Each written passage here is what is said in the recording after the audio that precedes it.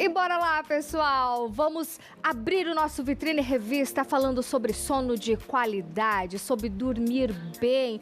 Patrícia, por aqui eu não ando dormindo nada bem. Calma, que eu tenho a solução. Doutora Carolina, nossa super médica do sono, está com a gente aqui. Carol, tudo bom? Boa tarde, minha linda. Boa tarde, Paty. Que linda que você tá. Muito obrigada. Mais ainda, sempre é linda, simpática. E agora a gente vê até a luz da Alice já junto. Tá vendo? Só, menina, mas só que cresce. Daqui pra frente é só pra frente, doutora. Ainda bem, Ainda bem, seja. né? Que assim seja. Aí, quando eu te falo assim, daqui pra frente, só pra frente, a gente tem aquela situação das grávidas e o sono. Vem cá. Por que a gestante tem tanto sono, Carol? Conta pra mim. Então, na verdade, Paty, a gente vai passar por momentos. Você é uma pessoa abençoada, mas muita gestante aí em casa vai falar. Realmente, primeiro trimestre, o tal do hormônio da progesterona que faz a casinha do bebê se organizar ali na placenta, dá muito sono. Então, a mulher fica extremamente sonolenta e isso vai se mantendo até começar alguns outros sintomas. Ao mesmo tempo, as alterações hormonais vão fazer com que a mulher sinta mais calor de madrugada. Então, às vezes, vai acordar mais vezes. E quando a gente já vai passando aí das 24 semanas, começa a ter vários despertares. Então, a bexiga vai ficar mais apertada, vai começar a acordar várias vezes para ir no banheiro. Também é frequente ter vasodilatação nasal.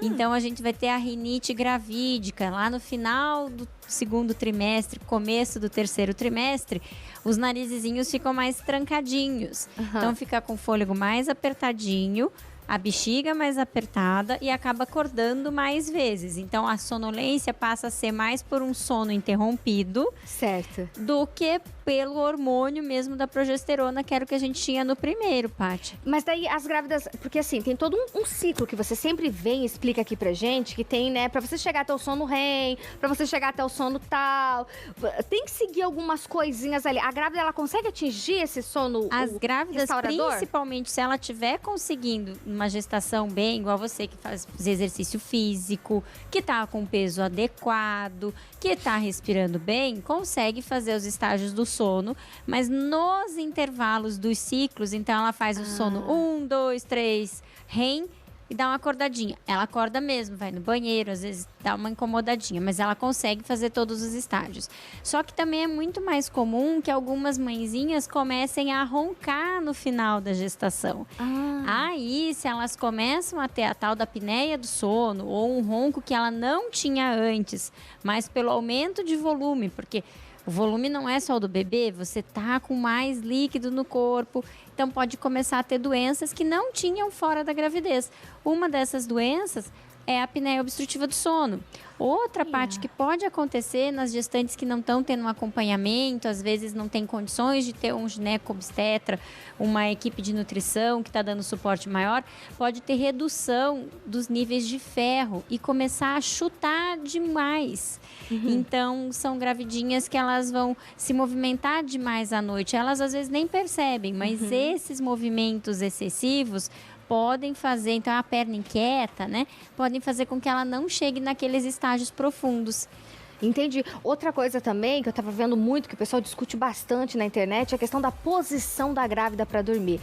Gente, mas tem até fórum pra isso, acredita? Porque a grávida não pode dormir pro lado esquerdo, não pode dormir pro lado direito, tem que dormir virado pro lado esquerdo, porque não pode de barriga pra cima, porque de barriga pra baixo, então, nem se fala.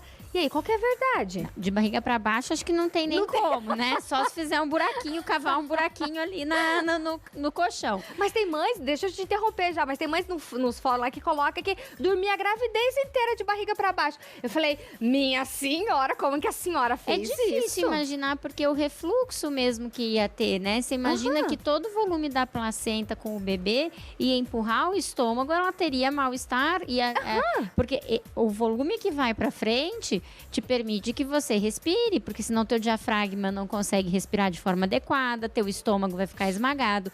Quanto à questão da posição entre o direito e o esquerdo, o problema é que se você ficar do lado direito, você vai ter uma compressão de grandes vasos. Então pode fazer um acúmulo maior de líquidos. Acaba que a gestante tem sim que o mais correto e fisiológico é decúbito lateral e de preferência o esquerdo. O lado esquerdo. Então vamos lembrar que isso não é sempre e que vai muito com o tamanho, né, das coisas. Então agora no final do terceiro trimestre que você está entrando, Patrícia, eu acho que seria mais interessante.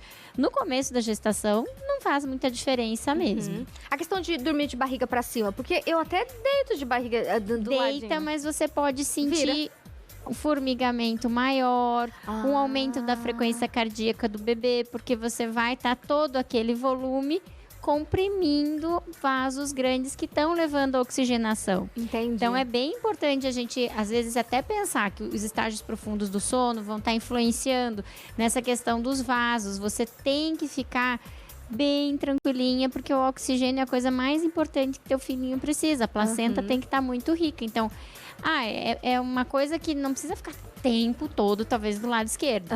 Mas que você procure essa posição, seria mais adequada. Então, olha lá, meninas. Então, vamos seguindo as dicas aqui da doutora Carolina. Quem perdeu aqui a entrevista, não se preocupa, daqui a pouco tá lá no portal tarobynews.com.